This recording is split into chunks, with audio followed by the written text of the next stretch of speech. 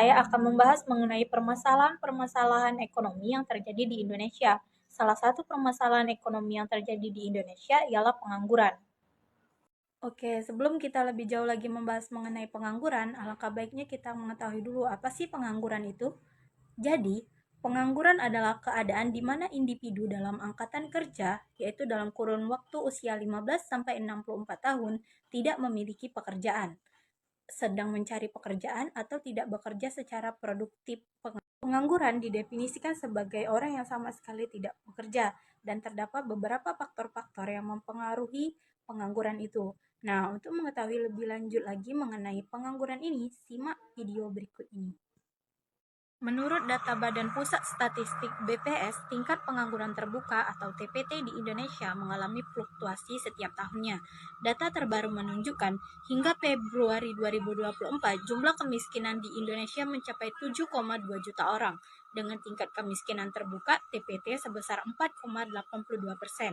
Ini menunjukkan penurunan dari 7,99 juta pada Februari 2023. Pada Agustus 2023, penurunan tercatat sebesar 7,86 juta dengan TPT 5,32% yang juga lebih tinggi dibandingkan sebelum pandemi. Lulusan SMK memiliki tingkat kemiskinan tertinggi mencapai 9,31%. Penyebab utama kemiskinan meliputi kemajuan teknologi dan kurangnya keterampilan yang sesuai. Pengangguran ini memiliki dampak sosial dan ekonomi yang signifikan seperti kemiskinan. Peningkatan angka pengangguran dapat menyebabkan meningkatnya angka kemiskinan dan ketidakstabilan ekonomi. Tingginya angka pengangguran dapat memicu ketidakpuasan sosial yang berpotensi mengarah pada konflik. Tingginya angka pengangguran di kalangan Gen Z di Indonesia mencapai sekitar 9,9 juta. Hal ini disebabkan oleh beberapa faktor utama. Yang pertama, ketidaksesuaian keterampilan. Banyak Gen Z memiliki keterampilan yang tidak sesuai dengan kebutuhan pasar kerja akibat sistem pendidikan yang dikti. Yang kedua, saingan yang ketat. Setiap tahun, jutaan lulusan baru memasuki pasar kerja, bersaing dengan pekerja yang berpengalaman dan tenaga kerja asing yang banyak memasuki dunia kerja di Indonesia. Yang ketiga, ekspektasi gaji yang tinggi. Gen Z seringkali menuntut gaji yang tinggi yang tidak sebanding dengan pengalaman dan kinerja mereka, menyebabkan kesulitan dalam mendapatkan pekerjaan. Yang keempat, kurangnya pengalaman kerja. Banyak posisi entry level yang mensyaratkan pengalaman kerja sebelumnya, menyebabkan siklus sulit bagi lulusan baru.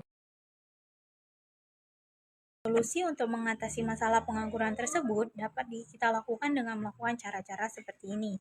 Yang pertama, pendidikan dan pelatihan.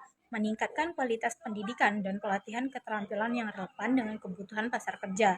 Yang kedua, penciptaan lapangan kerja. Menerbitkan sektor-sektor produktif seperti UMKM, pertanian, dan pariwisata. Yang ketiga, dukungan kewirausahaan.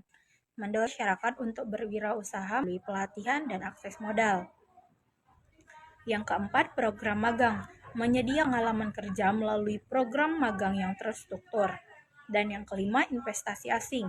Investasi menarik untuk pengembangan sumber daya manusia dan infrastruktur. Pendekatan multifaset ini diperlukan untuk mengurangi pengangguran secara efektif. Demikianlah yang dapat saya sampaikan. Terima kasih. Wassalamualaikum warahmatullahi wabarakatuh.